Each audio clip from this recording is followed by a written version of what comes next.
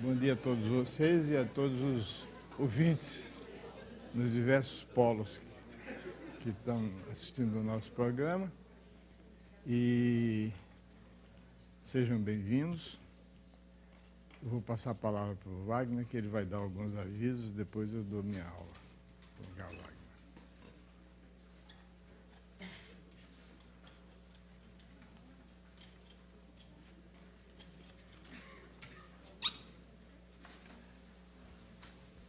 Bom dia a todos.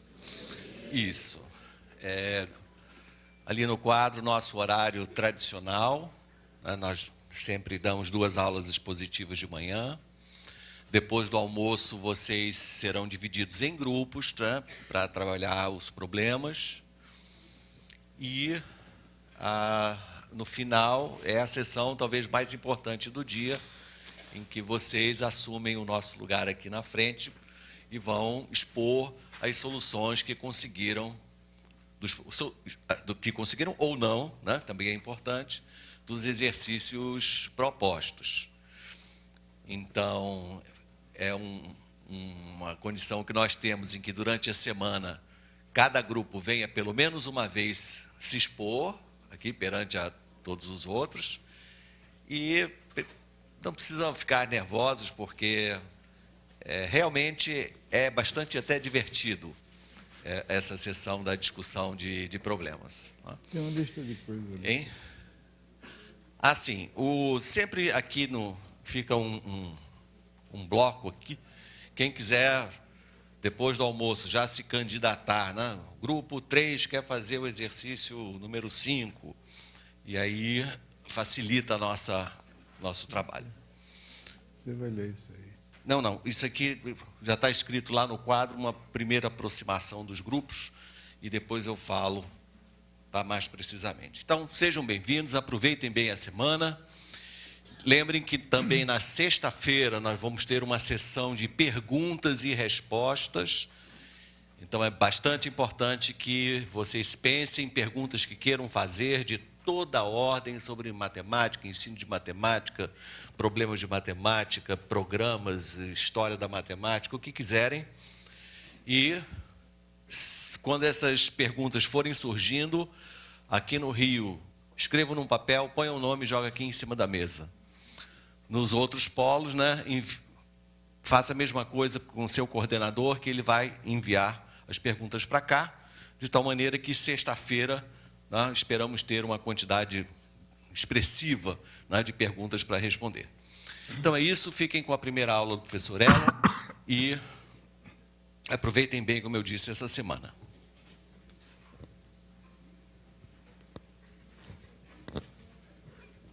Bom, hoje nós vamos falar sobre poliedros. Mais especificamente,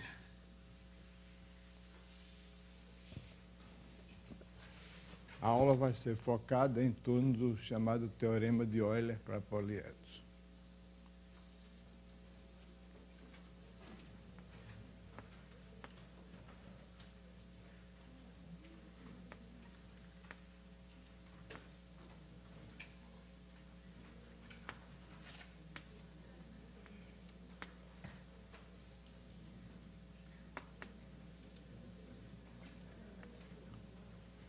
Quando a gente fala em Teorema de Euler,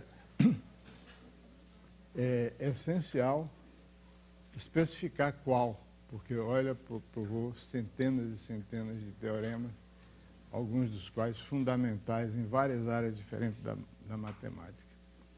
E esse Teorema de Euler para poliedros tem uma peculiaridade,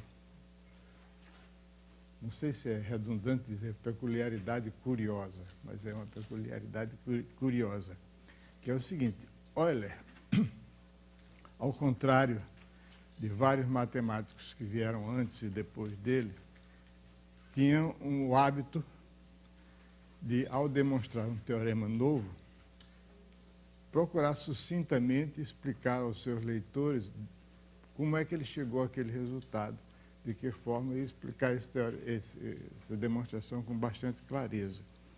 Eu disse ao contrário de alguns de seus colegas, porque grandes matemáticos, como por exemplo Gauss, chegaram a dizer coisas do seguinte tipo: quando você constrói uma catedral, você retira os andaimes, só fica aquela beleza para vocês admirarem, mas vocês não veem como foi que aquilo foi feito. Então, eu não tenho que mostrar para vocês como é que eu cheguei lá. O importante é que eu cheguei e está aqui a explicação. Mas, olha, não era assim. Só que tem uma coisa curiosa. A respeito desse teorema de Euler, é o único caso que, pelo menos, eu conheço, de um resultado de Euler que ele não demonstrou. Na verdade, anos depois, ele tentou fazer uma demonstração, mas muito sucinta e incompreensível, até hoje ninguém entendeu direito o que ele quis dizer. Então ficou aquela coisa, né, como demonstrar esse teorema. E outra coisa mais curiosa ainda é que o teorema é falso. Estou dizendo isso para chocar, né? O teorema é falso. Quer dizer, qual é o teorema? O teorema diz o seguinte, que num poliedro, V menos A mais F é igual a 2. A propósito, vocês vão encontrar nos livros V mais F igual a A mais 2. Não é que esteja errado V mais F igual a A mais 2, não, está absolutamente certo. É que V mais F não significa nada e A mais 2 muito menos. V menos A mais F é um número importantíssimo em matemática. Não só para poliedros de dimensão 2, que é os casos que nós vamos ver aqui, mas em dimensões mais altas. É um número tão importante que ele tem o nome de característica de Euler. Aparece em topologia, em análise, em geometria diferencial, em várias situações. Então, é importante dizer que a característica de Euler desse poliedro que nós vamos estudar é 2. Muito bem. Mas, como eu dizia, o teorema está errado. Quer dizer, o teorema está errado? Peraí, tem calma. Assim, se você não disser o que é que você entende por poliedro, o teorema está errado. Agora, provavelmente, muito provavelmente, o que Euler entendia por poliedro era uma coisa que nós vamos ver aqui, para a qual o teorema era verdadeiro e nós vamos demonstrar daquela forma. Se você adotar a atitude moderna de ter uma visão mais ampla sobre o que é um poliedro, aliás, nem precisa ser tão ampla assim, né? Aí, V menos A mais F pode ser qualquer número, inteiro, positivo, negativo ou nulo. Por exemplo, um poliedro aqui, no qual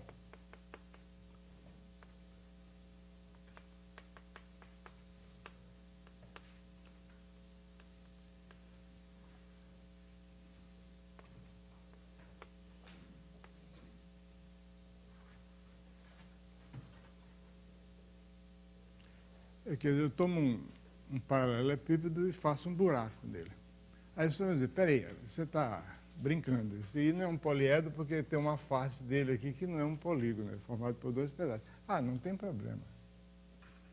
Isso a gente traça essas arestas.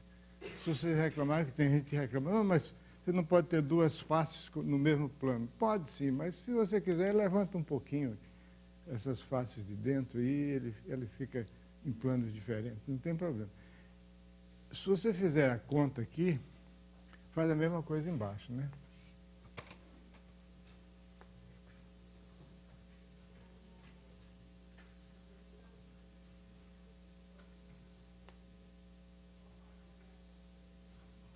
Bom, tem outra face. Eu não vou desenhar muita coisa, não, senão vai ficar complicado.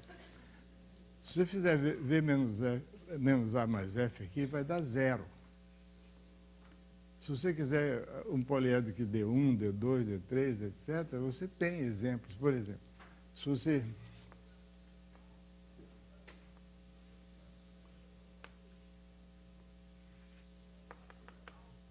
considere um tetraedro. Agora, do lado dele, ponha outro tetraedro.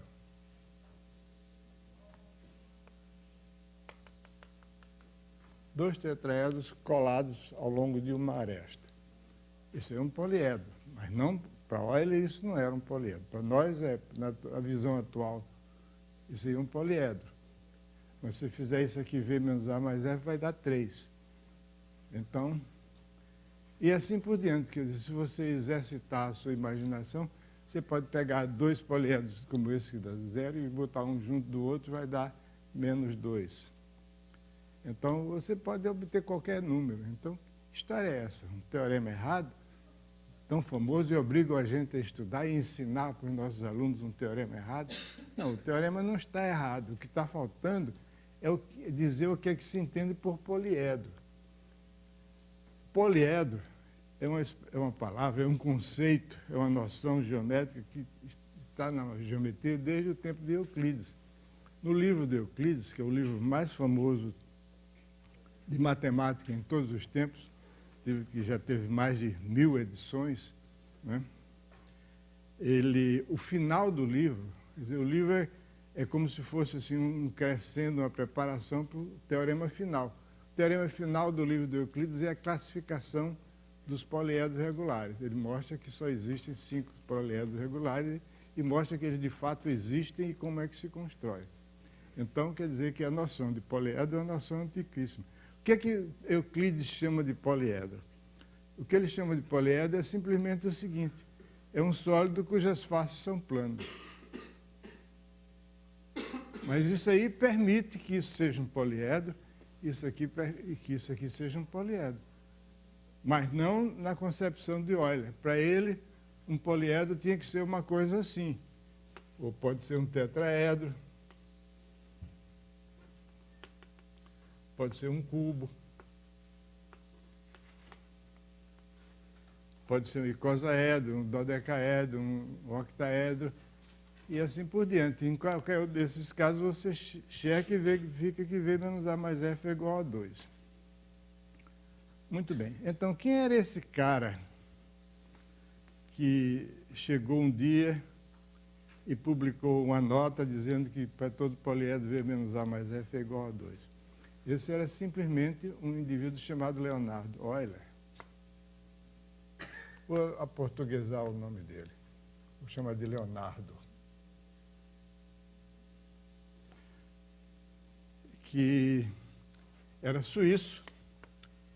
Ele viveu entre 1707 e 1783. E que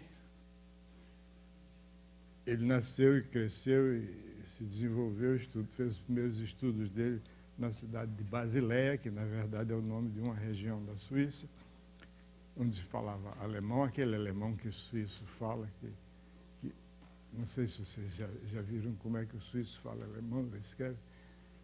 Em alemão chama Swissdeutsch. É o alemão da Suíça. Bom, deixa para lá.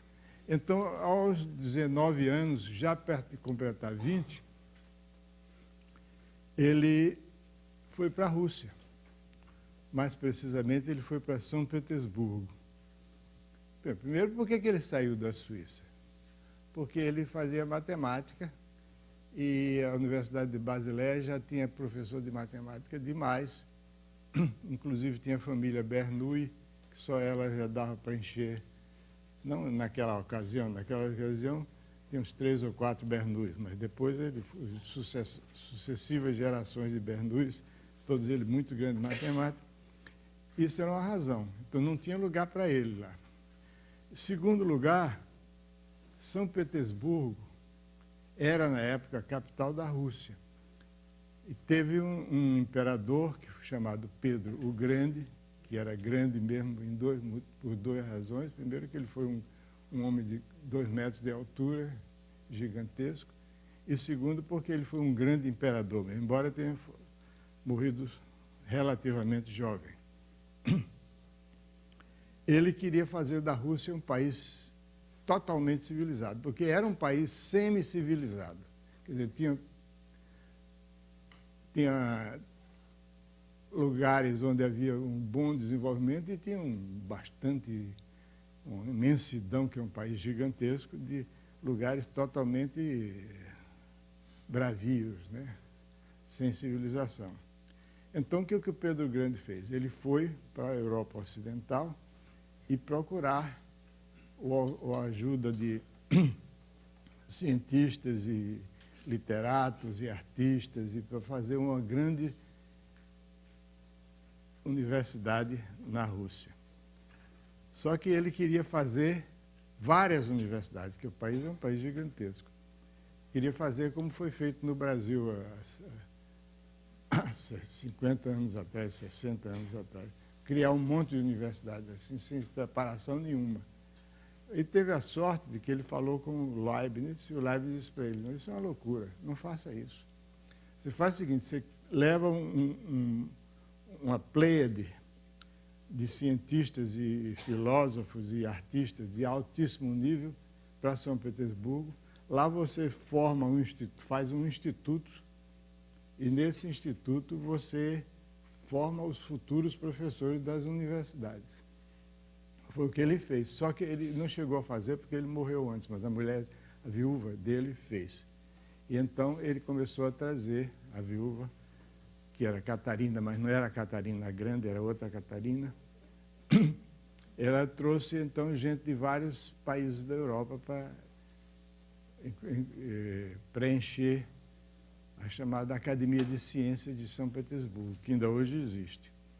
E duas dessas pessoas foram Nicolau e Daniel Bernoulli, que depois levaram Euler. Só que o Euler não foi ensinar matemática, não tinha mais lugar para ele ensinar matemática. Ele sempre chegava um pouquinho atrasado. Ele foi ensinar medicina. Mas aí um dos irmãos Bernoulli morreu afogado lá naquele rio Neva, né, aqui de São Petersburgo, e ele então começou a ensinar matemática. E produziu uma quantidade fantástica de resultados originais, e entre os quais o Teorema de Euler para poliedros. Muito bem. Durante algum tempo,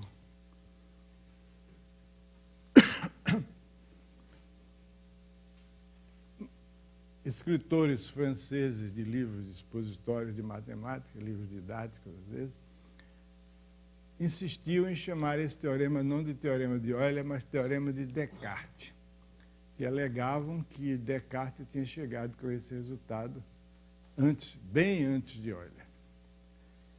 O que não é verdade.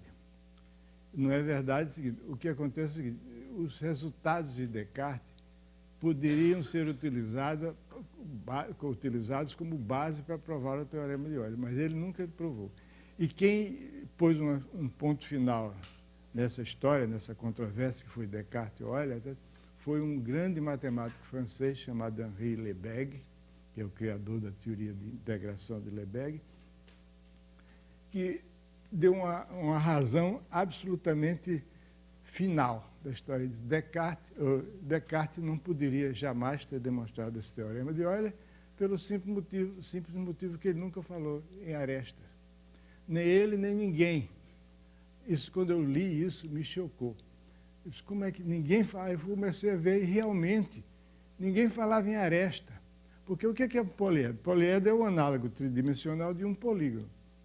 Muito bem. Então vamos ver a analogia, como é que se processa. Vértice de um polígono é vértice do poliedro. Lado do polígono se transforma em face do poliedro. E acabou, não tem lugar para aresta. Porque não tem nenhum análogo no polígono. Então ele não podia ter demonstrado esse teorema simplesmente porque ele não sabia o que era. Sabia, mas não chamava atenção para isso. Se você for olhar nos livros anteriores, a Euler, a palavra aresta não é jamais mencionada. Muito bem. Então, encerrado o assunto, vamos ver como é que ele fez a demonstração. Bom, como é que ele fez a demonstração? Ele não fez. A primeira demonstração inteligível do teorema de Euler foi dada por um matemático francês chamado Adrien Legendre. Adrien-Marie Legendre, mas chega. Em 1800 e alguma coisa, não me lembro. O Legendre demonstrou esse teorema de maneira absolutamente correta, mas ele, como a gente vê por esses exemplos aqui, esse e esse, para você demonstrar esse teorema, é preciso você impor uma condição restritiva, não é qualquer poliedro que cumpre essa condição. Então, Legendre fez a demonstração do teorema de Euler para poliedros convexos.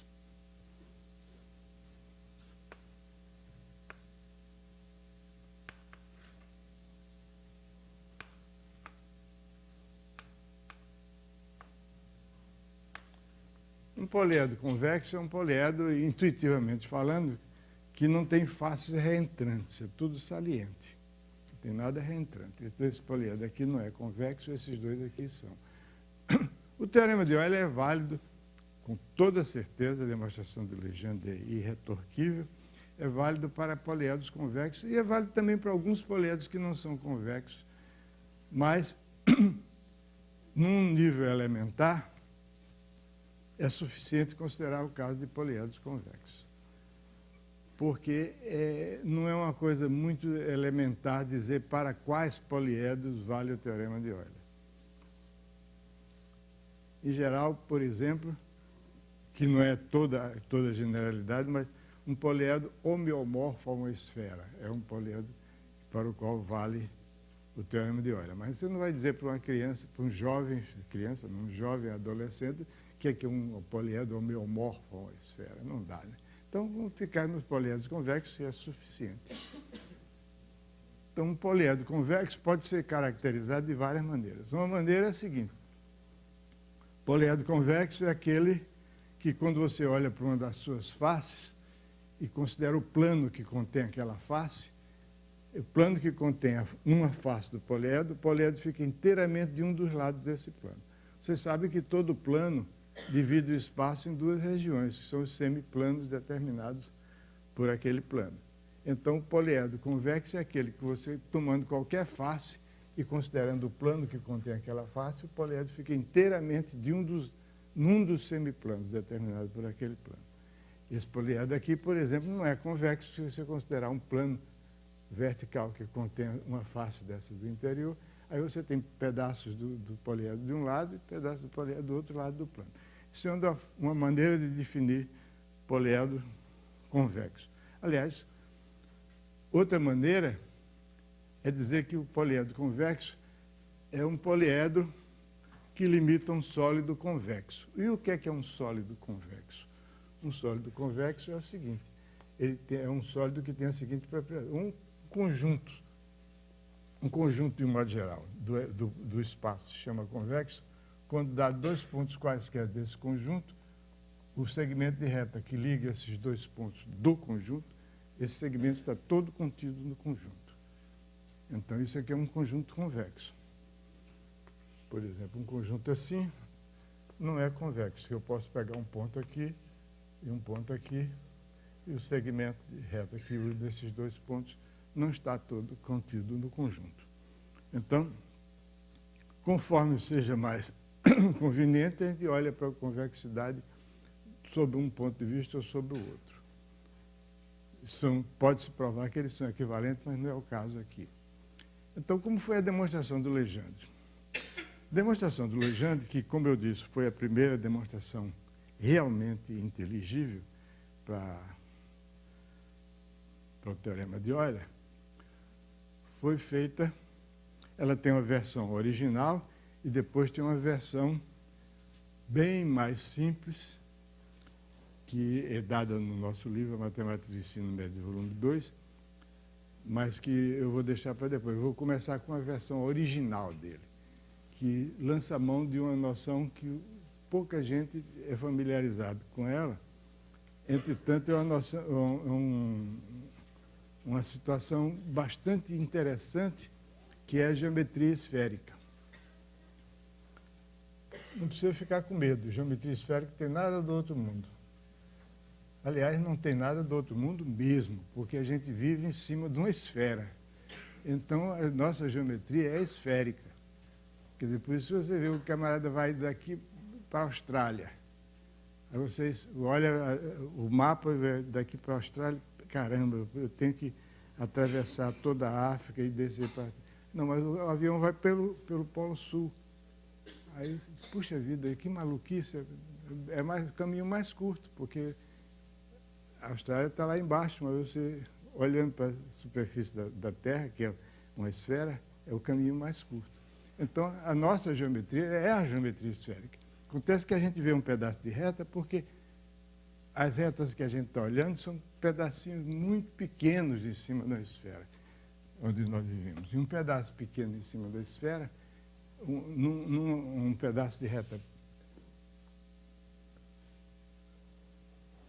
um segmento retilíneo, entre aspas, da esfera, é realmente da impressão de que é reto. Então, você tem uma esfera. A esfera, como todo mundo sabe, é um conjunto dos pontos do espaço determinado. Uma esfera é determinada por um ponto que é chamado o centro e um número que é chamado o raio.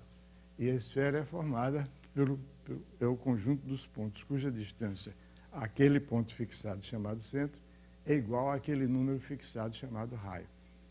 Essa coisa de dizer que a esfera é o conjunto dos pontos equidistantes do raio, do centro, não faz muito sentido. O que é o conjunto dos pontos equidistantes? O conjunto dos pontos equidistantes, um conjunto, para ser definido, precisa de ter uma propriedade característica dos elementos do conjunto. Você tem que pegar um elemento e perguntar, esse elemento pertence ou não pertence ao conjunto? Então, você tem que ter uma regra. No momento que você tem essa regra, que diz se o elemento pertence ou não ao conjunto, aí você tem o conjunto. Mas não tem esse ponto aqui é equidistante? Como? Equidistante como? É equidistante do centro? O que quer dizer um ponto equidistante do outro? Não existe isso. Dois pontos são equidistantes. Se você pegar dois pontos da esfera, eles são equidistantes do centro. Porque equidistante significa distâncias iguais. Então, essa definição, por exemplo, circunferência é o conjunto dos pontos equidistantes do centro. É errado. Não existe esse conjunto dos pontos equidistantes. Circunferência é um conjunto determinado por dois dados, um centro, que é um ponto, e um raio, que é um número. E a circunferência é o conjunto dos pontos, cuja distância ao centro é igual àquele número, raio. Aí você tem sentido, você perguntar, esse ponto aqui pertence à circunferência ou não? Aí você vai olhar, qual é a distância dele ao centro? É igual ao raio? É, então pertence. É diferente do raio, então não pertence. Mas você não pega, esses dois pontos aqui são equidistantes? São. Aí você pode dizer, dois pontos equidistantes do raio, quer dizer, eles estão situados à mesma distância dos dois. Um ponto não tem um ponto equidistante. Então, o conjunto dos pontos equidistantes não tem sentido. Mas a gente sabe o que quer dizer, né? Mesmo falando errado, a gente fala errado e entende o certo. Né? Nós estamos acostumados a isso já. Segundo o Ministério da Educação recomenda, a gente deve falar, nós pega os peixes, né? Nós pega os peixes, de modo que está tudo em paz. Muito bem, então nós temos uma esfera, que é o conjunto dos pontos que estão situados a uma distância fixada R, chamado raio, de um ponto fixado O, chamado centro da esfera. Muito bem, então o que é um segmento de reta na esfera? Não é bem um segmento de reta. É um arco de círculo máximo. Bom, deixa eu falar o que é que substitui o segmento de reta na esfera. Se você tem uma esfera e você tem um plano, esse plano, a interseção de um plano qualquer com a esfera é uma circunferência. Se esse plano passar pelo centro, essa circunferência chama-se um círculo máximo. Então, isso aqui é um círculo máximo. Um arco de círculo máximo é o que substitui o segmento de reta.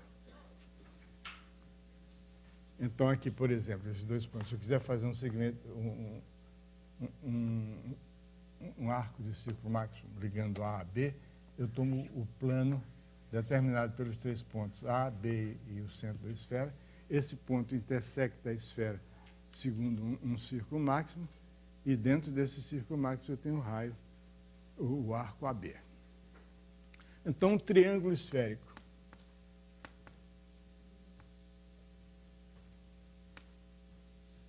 Vocês devem estar perguntando, esse cara quer chegar aonde? Quero chegar no teorema de Euler. Mas na esfera? Sim, na esfera.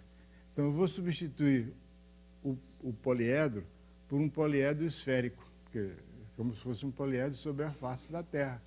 Um poliedro muito grande, com um lado no Rio de Janeiro, outro lado em Dakar, outro lado em Berlim. Então, você faz os três e você tem um triângulo esférico. E você pode, vários triângulos esféricos, um junto do outro, vão formar um poliedro.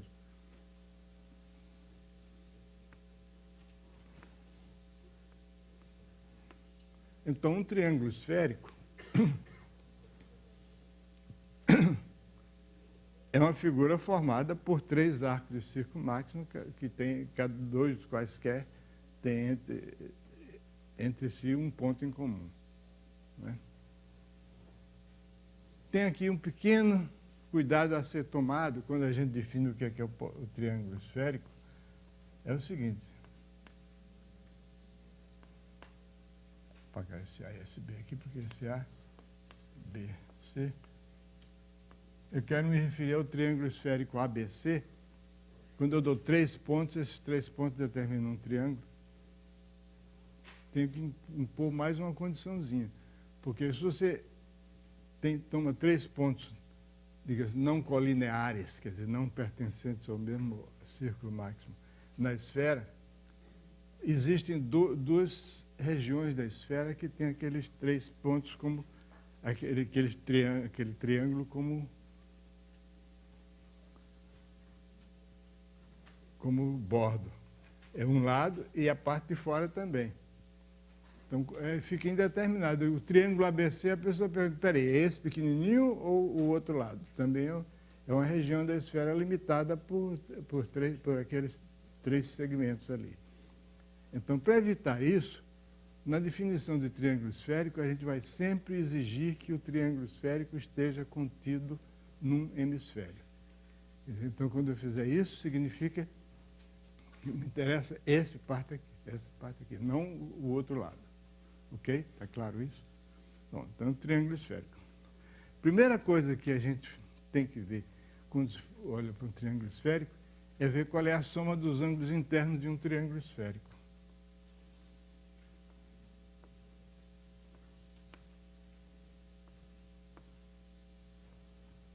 Na geometria plana, a soma dos 3 ângulos de um triângulo é igual a 2 ângulos retos. Ou seja, medida em radiano a gente chama de π, né? 2 ângulos retos é π. É mais fácil de escrever, melhor. Porque π tem 2 significados e isso ajuda. π é a medida de ângulo e π também é a área de um círculo de raio 1. Então, qual é a soma dos ângulos internos de um triângulo esférico? A primeira pessoa que tentou ver qual é a soma dos ângulos internos de um triângulo esférico ficou desapontada e desistiu, dizendo, não tem isso, não posso. Por quê? Essa pessoa foi lá e olhou o seguinte, imagine que eu tenho um polo aqui e o equador relativo a esse polo. Então, eu tenho aqui um arco de círculo máximo e, com isso, eu faço um triângulo. Triângulo, esses pontos A, B e C. Esses 2 arcos de círculo formam um certo ângulo alfa. O ângulo entre dois arcos de círculo é o ângulo das tangentes. Esse ângulo aqui é sempre π sobre 2. Esse também é π sobre 2. Porque esse é perpendicular. Muito bem. Agora eu vou variar o ângulo alfa. Aumento e diminuo o ângulo alfa. Esse aqui continua sendo π sobre 2, esse aqui continua sendo π sobre 2. Vou deslizar ao longo desse equador aí, a base. Então a pessoa diz, espera aí. Então a soma dos ângulos internos desse triângulo é alfa mais π. Mas esse alfa eu vario à vontade. Então, a soma dos ângulos internos de um triângulo esférico não é um número determinado. Varia com o tamanho do triângulo. Se eu aumentar o triângulo, a soma dos ângulos internos aumenta. Se eu tomar um triângulo bem pequenininho, a soma dos ângulos internos dele vai ficando igual a π. A gente vai ver já isso. Então, por isso que a soma dos ângulos internos na nossa vida comum é igual a 180 graus. Porque a gente lida com um triângulo pequenininho. Mas se você pegar um triângulo que começa do Polo Norte, vai até o Equador e depois para no outro ponto do Equador, aí a soma dos ângulos internos vai ser maior do que π. Né? Vai ser π mais aquele ângulo lá de cima. Então, primeira coisa, a soma dos ângulos internos.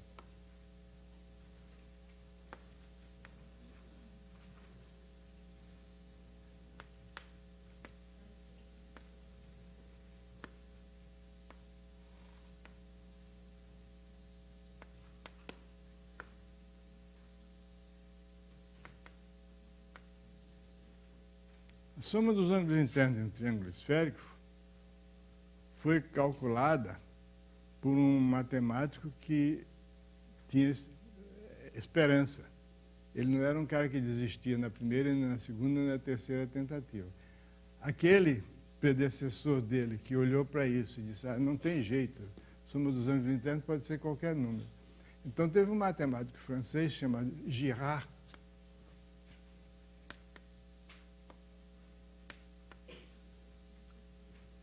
que disse, não, varia sim, mas eu tenho uma fórmula. A fórmula é a seguinte, a soma dos ângulos internos, se eu tenho um triângulo cujos ângulos internos são alfa, beta e gama, a soma dos ângulos internos desse triângulo é alfa mais beta mais gama é igual a π, que é 180 graus, mais a área do triângulo dividido pelo quadrado do raio da esfera. Então, olhando para essa fórmula, que é uma fórmula belíssima, você percebe o seguinte, se a área é pequena, a soma dos ângulos internos é praticamente 2 ângulos retos. São os triângulos com os quais nós convivemos. Se a área é grande, a soma dos ângulos internos aumenta. Ok? Outra coisa é que a gente vê que não existem triângulos semelhantes na esfera. Triângulos semelhantes são congruentes. Se você pegar um triângulo grande e um pequeno, eles não podem ser semelhantes porque a soma dos ângulos internos de um é diferente da soma dos ângulos internos do outro. Mas deixa de conversa e vamos ver como é que o Girard chegou a essa conclusão. Por que é que a soma dos ângulos internos de um triângulo é igual a isso, de um triângulo esférico? Isso é bonito. Toda pessoa que tem um pequeno amor, um resquício de amor pela geometria, não pode deixar de achar essa fórmula maravilhosa. Eu acho, tenho certeza que o Wagner acha também. A fórmula é belíssima. E a ideia da demonstração é muito simples, não tem nada de extraordinário. Você pega um triângulo na esfera,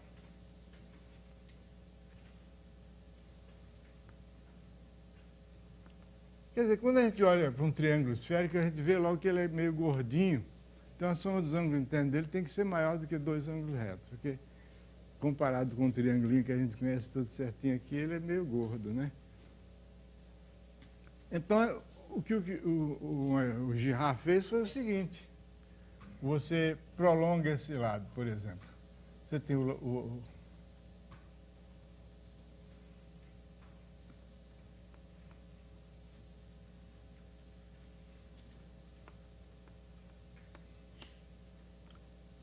digamos que esse ângulo aqui seja alfa.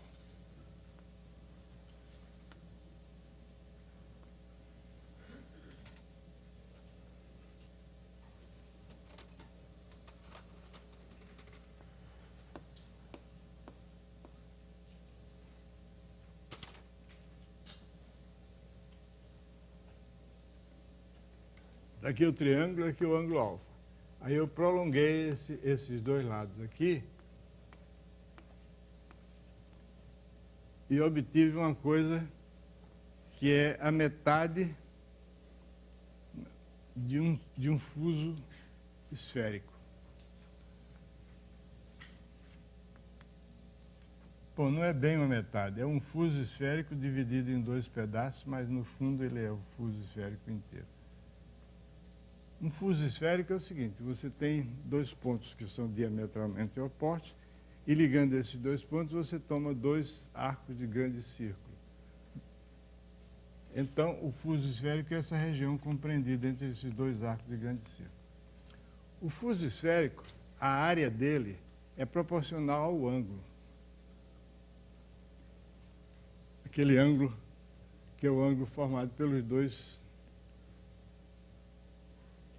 arcos de grande círculo. E a área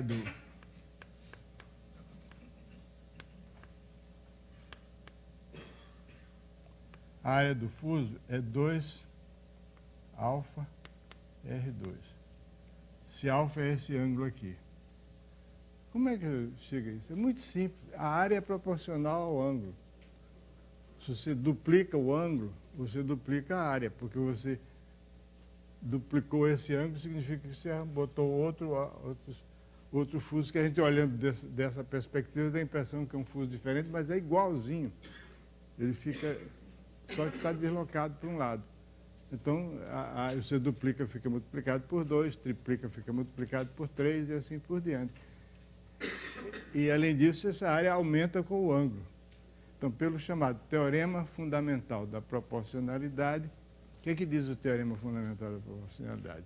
Diz que você tem uma grandeza que depende de outra, de tal modo que toda vez que você multiplica a primeira por um número natural n, a segunda fica multiplicada por n também, que é o caso aqui. A grandeza aqui é a área do fuso. Ela depende do ângulo. Toda vez que eu duplico o ângulo, a área dobra. Triplico o ângulo, a área triplica. Além disso, ela é uma função crescente do ângulo. Quando o ângulo aumenta, a área aumenta também. Então, pelo teorema fundamental da proporcionalidade, significa que essa grandeza que depende da outra, depende proporcionalmente, quer dizer, é igual a outra multiplicada com a constante. Então, a área do fuso é alfa multiplicado por uma constante. Só que eu não sei que constante é essa, porque é proporcional ao ângulo, então é igual a esse ângulo multiplicado por uma constante. E que constante é essa? É fácil. É só eu tomar um valor particular para o alfa. Por exemplo, se o alfa é π, se alfa é π, então esse fuso cobre todo o hemisfério. Então, se alfa é π,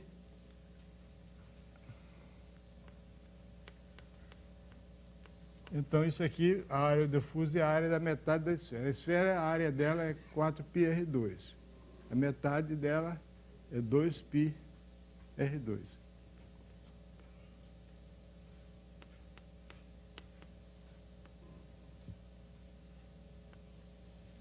Então, K, essa constante é 2R2. Então, a área do fuso é 2R2, 2alfa R2. Então, eu digo para vocês, bom, isso que nós estamos vendo aqui, a área dessa figura que eu achurei aí, é 2alfa R2. Aí vocês vão dizer, você está maluco? Isso aí não é um fuso. É. Quer dizer, não é bem um fuso, mas é o seguinte, se eu pegar um fuso e cortar por um plano que passe pelo centro, esse fuso fica dividido em 2 partes. Fica uma parte em cima e uma parte embaixo. Mas se eu olhar para o outro lado, eu vou ter outro fuso exatamente igual a esse, só que do lado, a antípoda dele. Vai ter a mesma área, tudo. Então, o que você tem aqui é um fuso que está um pedaço para um lado, outro pedaço para o outro. Então, a área disso aqui é 2R2. Essa área aqui é 2alfa R2. Pronto. Então, essa área 2alfa R2, então eu faço a mesma coisa para o beta e para o gama. Ficou muito confuso aqui. Então, um fuso confuso é demais, né?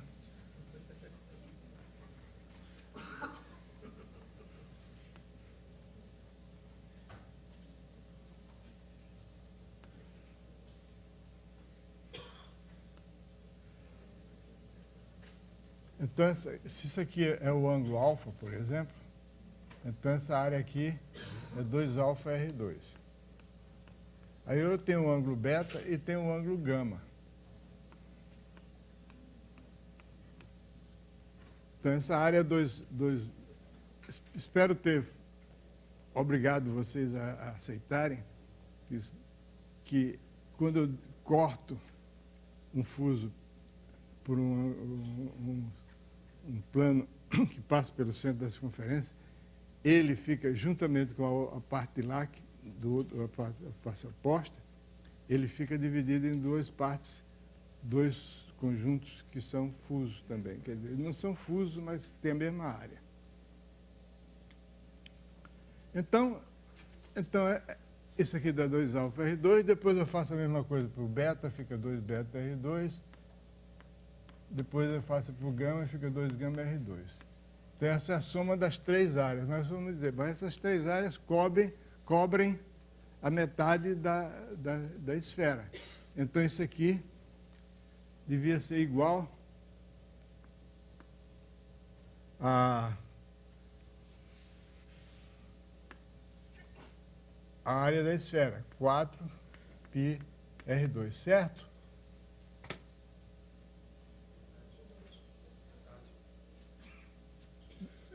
Ok.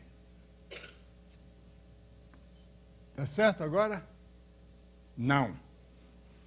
Não, porque quando eu somei as 3 áreas, esse pedaço aqui, que é a área do triângulo, foi somado 3 vezes, só devia ter sido somado uma vez. Então, isso aqui dá isso mais 2 vezes a área do triângulo. Então, porque aí somou um fuso, depois somou o outro, em todas as três parcelas aparece essa área do triângulo aqui, que aparece, portanto, 3 vezes nessa soma aqui. Então, cortando aqui,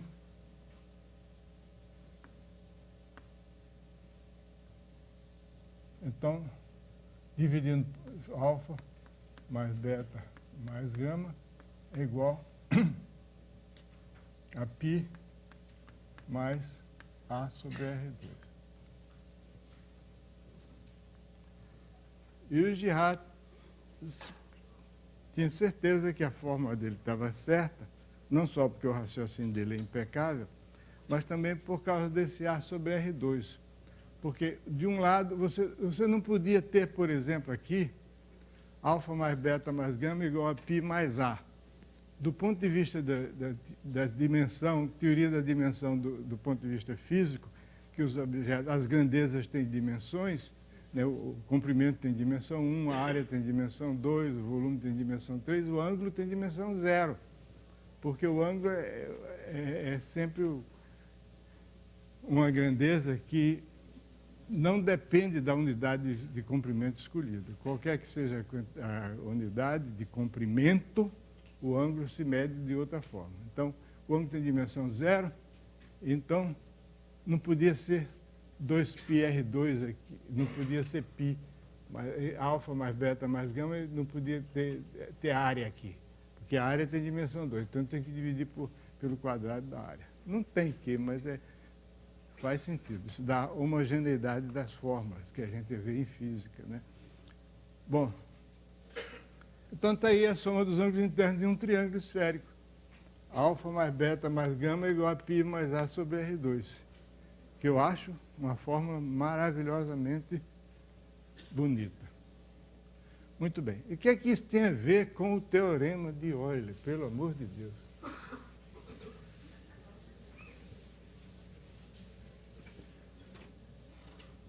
Bom, eu tenho um poliedro, que eu vou esquematicamente representá-lo por esse polígono, mas eu estou pensando no poliedro, só porque o quadro tem dimensão 2, então vou representar assim. O que é que eu faço? Eu coloco esse poliedro dentro de uma esfera, uma esfera suficientemente grande para cobrir o poliedro. E tomo um ponto de tal modo que o centro dessa esfera esteja no interior do poliedro. Quer dizer, com o centro num ponto interior do poliedro, eu traço uma esfera que contém o poliedro. Então, o que é que eu faço? Eu projeto o poliedro sobre a esfera, faço uma projeção radial. O que quer dizer uma projeção radial? Cada ponto do poliedro aqui, eu prolongo o segmento de reta que liga o centro da esfera, aquele ponto, prolongo até encontrar a superfície da esfera. Então, isso é como se eu tivesse aqui no centro da esfera um foco luminoso e o poliedro fosse transparente e aquele foco ilumina e eu tenho aqui a sombra do poliedro sobre a esfera. Então, cada face do poliedro vai ser transformada numa face de um poliedro curvilíneo. Então, a esfera vai ficar dividida em polígonos. Por que eu desenho sempre esse polígono como sendo triângulo? É o seguinte, que o teorema de Euler, V menos A mais F igual a 2, no teorema de Euler nós podemos sempre supor que as faces são triângulos. Porque quando uma face não é um triângulo,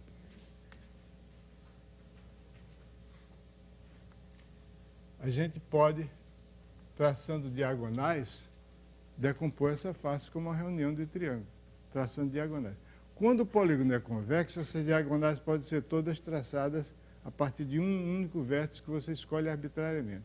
Quando o polígono não é convexo, então você tem que escolher, cada diagonal tem que ter um vértice que provavelmente é diferente do outro. Mas é um fato que os polígonos, mesmo não convexos, você pode decompor qualquer polígono simples em uma reunião de triângulos justapostos, adjacentes, traçando diagonais. Só que essas diagonais não são partindo do mesmo vértice, mas, de qualquer modo, são diagonais e são sempre n-3 diagonais que dividem o polígono n menos 2 triângulos adjacentes. Então, você pode sempre supor que os lados são, as faces são triângulos. Aí você vai dizer, peraí, mas aí quando eu traço uma diagonal, eu altero o V menos A mais F? Não, V menos A mais F não altera. O V não altera porque eu tracei as diagonais ligando vértices que já existiam, não acrescentei nenhum vértice. O F, o A também o A e o F variam, porque toda vez que eu traço uma diagonal, eu acrescento uma aresta. E não só acrescento uma aresta, mas também aumento uma face.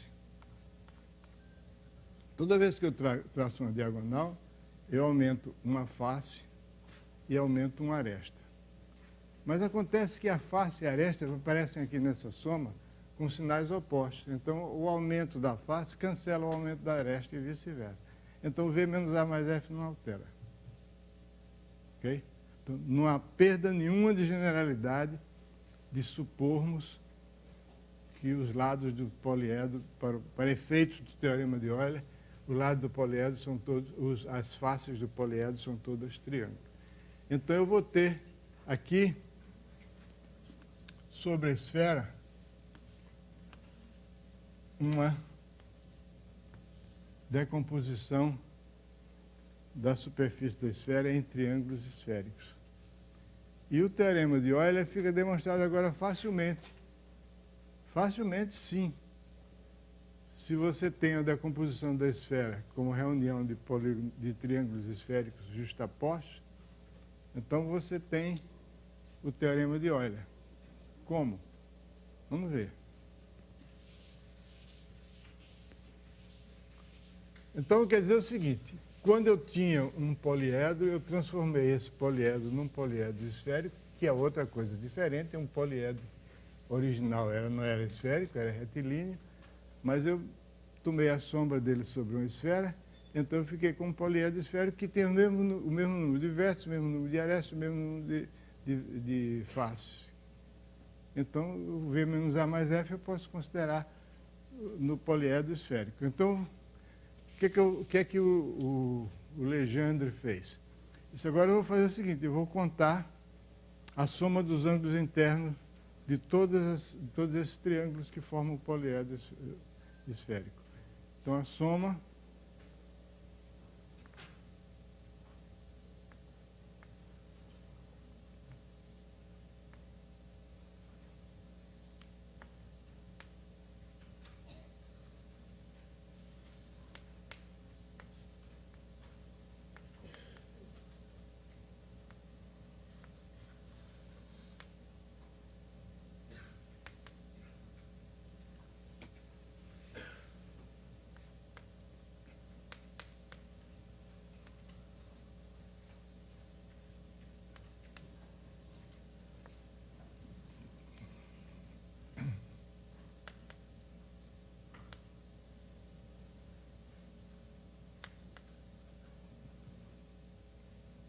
soma de todos os ângulos internos das faces triangulares de um poliedro esférico. Bom, o Legendre fez o seguinte: eu vou calcular essa soma de duas maneiras. Primeiro eu vou somar face a face, depois eu vou somar vértice a vértice. Os dois resultados têm que dar a mesma coisa. Somando vértice a vértice,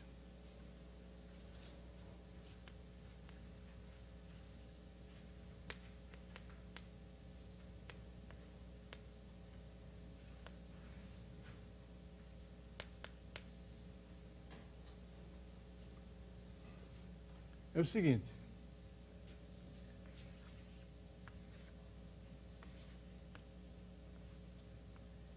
para cada vértice,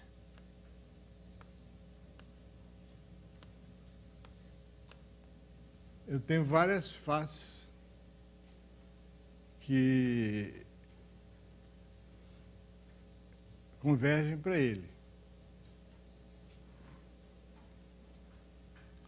Então, eu tenho os ângulos internos aqui dessas faces. Mas acontece que a esfera, ela é chatinha. Chatinha, quer dizer, ela é curva, mas a curvatura dela não varia bruscamente. Ela tem a curvatura constante, a mesma curvatura em todos os pontos. Então, a soma dos ângulos internos, dos vértices, dos ângulos que tem esse vértice como vértice desses ângulos, a soma é 2π. É a soma de todos os ângulos em volta de um ponto.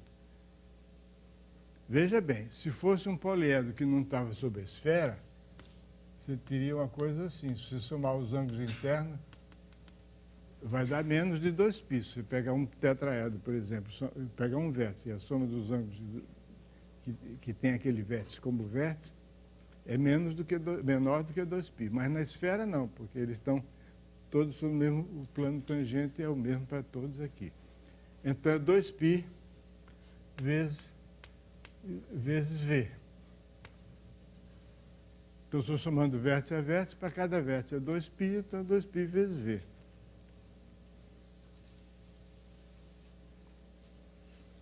Agora eu vou somar face a face.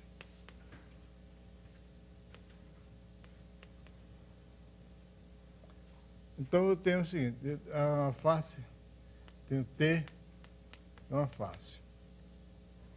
Então, eu tenho um triângulo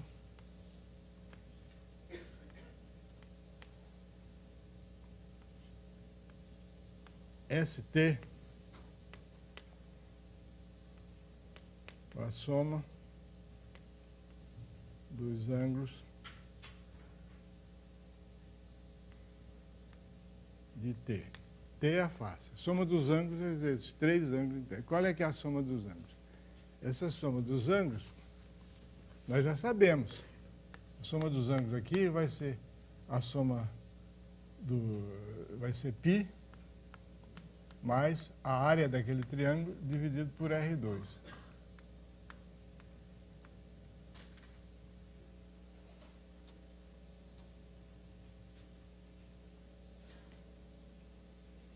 Ok? Então, a soma de todos os ângulos, que é a soma de todos os ângulos de todas as faces, vai ser igual a π vezes o número de faces, mais a soma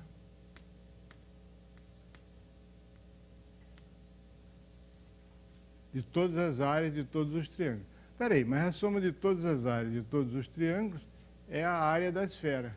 A área da esfera é 4πr2. Então é 4πr2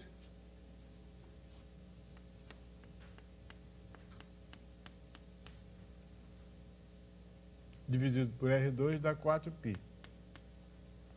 Então a soma deve dar a mesma coisa aqui, 2π V é igual a πf mais 4π. Eu posso, todas as parcelas aí tem π, então eu posso cancelar o π. Fica 2V igual a F mais 4. A pessoa que chega aqui com esse resultado, no meio da demonstração, ele diz, puxa vida, que uma relação interessante, quer dizer, o dobro do número de vértices é igual ao número de faces mais 4. Calma. Isso é verdade somente no caso em que a divisão é feita, o poliedro, as faces dele são todos triângulos. Se não forem todos triângulos, não é verdade.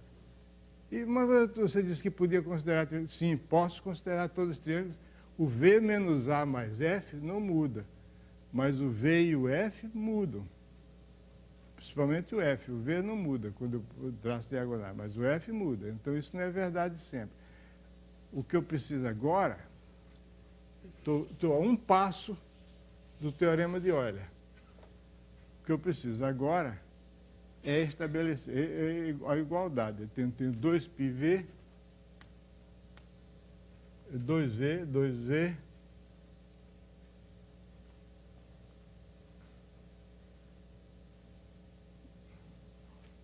vou escrever de novo, 2πV, faz mal, é igual a... já escrevi aqui, eu estou... 2V, eu já escrevi que somando aqui, somando vértice a vértice ou face a face, vai dar a mesma coisa. Eu já tinha feito isso. 2V igual a F mais 4. O que eu faço com isso? Não tem aresta aí no meio, e eu sei que F muda quando eu traço diagonais. Aí eu faço a seguinte observação.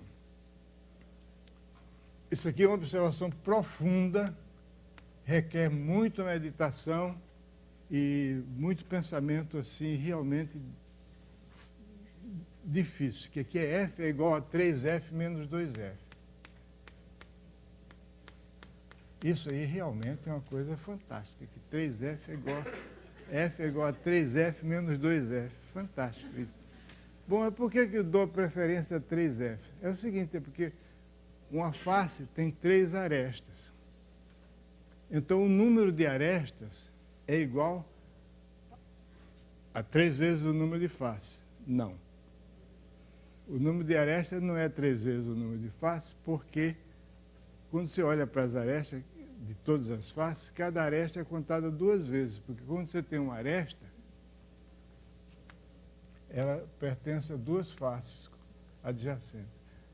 Então, esse 3F aqui não é igual ao número de arestas, não. É igual ao dobro do número de arestas, menos 2F mais 4.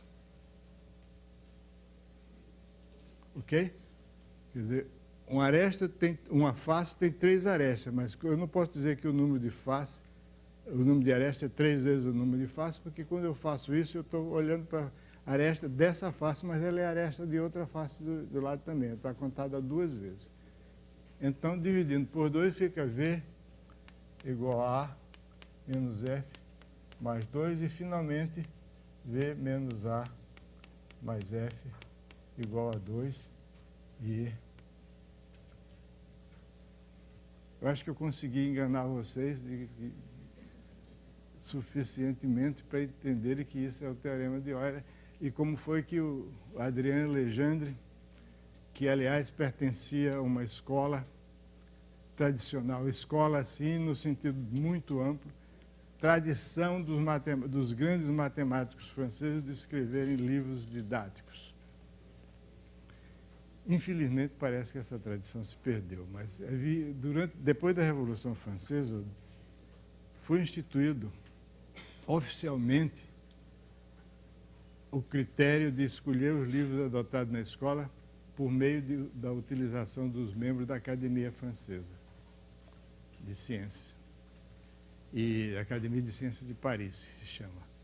E então você tinha pessoas como Legendre, Tannery e outros que escreviam livros elementares. Mais tarde isso continuou. Adamar, por exemplo, já no século XX, teve um livro de geometria maravilhoso. Então, o Legendre, a ideia dele foi essa. Muito bem. Posteriormente, então isso aí demonstra o teorema de Euler para poliedros convexos. Está na hora, não? Quase. Existe outra demonstração, que é uma simplificação dessa daí, que é uma demonstração que está no nosso livro Matemática do Ensino Médio, volume 2. Não está essa aí. Essa aí está no outro livro que eu chamo Meu Professor de Matemática, que é um livro divertido, tem muitas histórias, piadas, etc. Não tem piada, não. Mas tem muitas... É um livro especialmente dedicado para os professores, como é o outro é mais sério do que esse, porque esse aí tem vários tópicos isolados. Só que uma boa parte do livro é dedicado ao teorema de Euler. Tem três demonstrações e mais uma para poliedro plano, 4 demonstrações. Porque acontece o seguinte, o teorema de Euler eu contei para vocês na história, mas não contei a história toda, porque teve uma demonstração famosíssima que eu estudei no colégio, eu acho que você também estudou, que é a chamada demonstração de Cauchy. Que a demonstração de Cauchy consiste em pegar o poliedro e ir despetalando, tirando face por face e vendo que modificações isso sofre no V menos A mais F até chegar no último, que é um triângulo, V menos A mais F é igual a 1, e ele já estava contando com isso. Mas acontece que essa demonstração de Cauchy, ela foi objeto de críticas, e as críticas eram bem fundamentadas.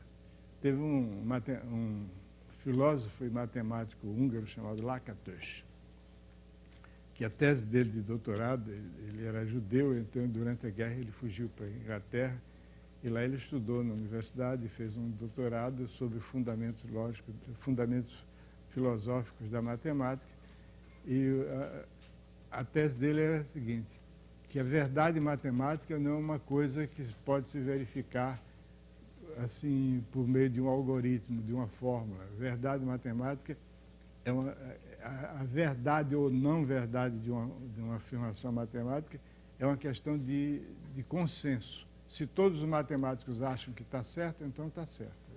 Mas que não tem uma coisa assim concreta, está certo por causa disso. Não. No fundo, termina assim. E ele ilustra o ponto de vista dele por meio de uma espécie de pequena peça de teatro, em que ele imagina um professor e uma turma. Os alunos ele designa os alunos por alfa, beta, gama, delta, etc. E o professor, então, fala sobre o teorema de Euler para poliedros. Então, o professor começa a dar a demonstração de Cauchy. Então, ele diz para os alunos, olha, vocês me interrompem toda vez que eu disser alguma coisa com a qual vocês não concordam. Aí os alunos começaram a apresentar objeções, e ele foi corrigindo à medida que ia seguindo. Mas, a uma certa altura, ele para e resolve apelar para a topologia algébrica e faz um negócio que demonstra tal, mas ficou meio confuso a história. Então, lendo esse negócio, há alguns anos atrás, eu resolvi dizer, não, isso aí ele devia ter continuado, e eu resolvi continuar. E fiz, então, tem um trabalho aqui que está na demonstração do teorema de Euler para poliedro, em que eu mostro ponto a ponto quais são as hipóteses que você precisa fazer a cada passo para assegurar que a demonstração de Cauchy era verdadeira. Então, no fim, eu chego com um teorema que diz que se o poliedro tiver tais e tais e tais e tais e tais e tais propriedades, então ele vale o teorema de Euler para poliedro. E curioso é que essas tais e tais propriedades são propriedades bastante conhecidas na topologia algébrica. Então tem esse, agora é um trabalho meio difícil de ler, porque É cheio de detalhes. Não que o apele para matemáticas avançadas, mas tem vários detalhes. Tanto é assim que o professor Zoroastro, que nós conhecemos muito bem, o professor Zoroastro Azambuja, é uma figura, o professor Zoroastro, resolveu fazer uma demonstração e botar aqui, que é que está no livro, e que eu não vou ter tempo de mostrar a demonstração do livro, mas do livro Matemática do Ensino Médio, volume 2, que é basicamente a demonstração do Legendre sem botar na esfera. Pega o poliedro convexo e imagina que esse poliedro convexo está num dia ensolarado, que não é o de hoje. O dia ensolarado ele está sendo iluminado por um sol. Então você tem um plano e aqui o poliedro convexo. E você tem a sombra desse poliedro aqui no plano. Então ele conta a soma dos ângulos internos desses triângulos que compõem o poliedro, olhando para as projeções dele, para a sombra dele. Com uma observação muito simples, mas que é crucial, que é o seguinte: quando você toma uma face e projeta, se a face era um triângulo, a projeção é um triângulo, então a soma dos ângulos internos do triângulo é a mesma, tanto faz estar assim como estar na horizontal. Então ele divide as faces do poliedro em dois grupos, as faces iluminadas e as faces sombrias. Então ele conta a soma dos ângulos internos da face iluminada, a soma dos ângulos internos da face sombria, e soma as duas, dá o V menos A mais F igual a 2. Então vocês vão ver, a demonstração está no livro Matemática do Ensino Médio, volume 2, e é basicamente a demonstração de Legendre, só extremamente simplificada. Mas eu resolvi dar a de Legendre porque eu queria que vocês vissem, pelo menos uma vez na vida, como é que é a geometria esférica, né? Que a soma dos ângulos internos de um triângulo varia com o tamanho do triângulo. E tem uma forma para expressar essa variação. Com isso, eu agradeço a boa vontade de vocês, a paciência e até logo.